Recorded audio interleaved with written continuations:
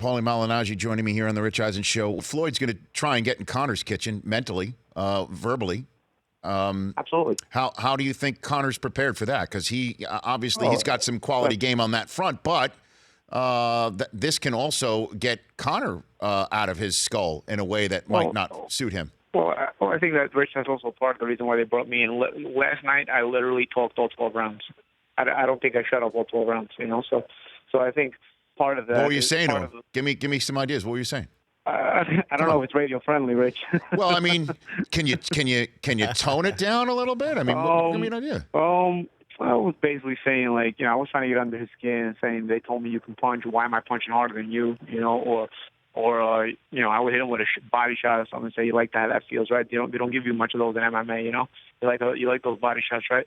Or they don't tickle, right, or something like that, because body shots will make you more fatigued. You tend to see more body shots in boxing than you do in mixed martial arts, and so it was just roundabout stuff to try to get in his head, and I think it's also part of the preparation for Floyd, who I think will also do a lot of talking as well as he usually does.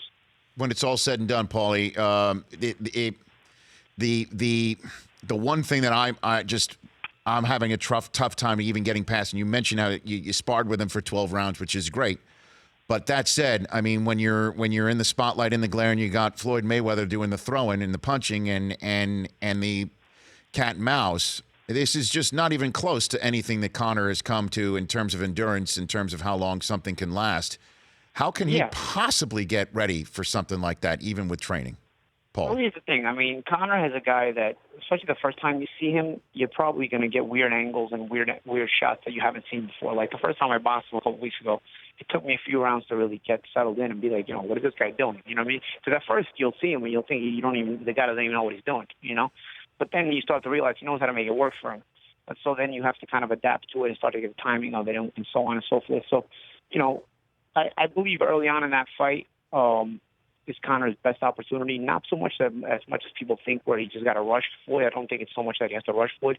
But I just think Conor's just unorthodox style will take a few rounds to kind of adjust to Floyd Mayweather. And those rounds that Floyd's trying to adjust, I mean, Floyd knows how to adjust without getting reckless. So he's not like he's going to get reckless. But while he's trying to adjust, maybe Conor can have him on the back foot a little bit and apply some pressure and apply some of the stuff he wants to do. And also, I don't think it's just down to the early part of the fight. I think late in the fight, if Conor is able to land decent shots during the fight, he's able to have some of those moments that I spoke about earlier, here and there and here and there. Maybe late in the fight, a 40-year-old Mayweather is a little bit tired, a little bit fatigued. These are all big maybes. But if late in the fight Mayweather's tired or fatigued, then the younger, fresher Conor McGregor can try to put some hurt on him late in the fight as well.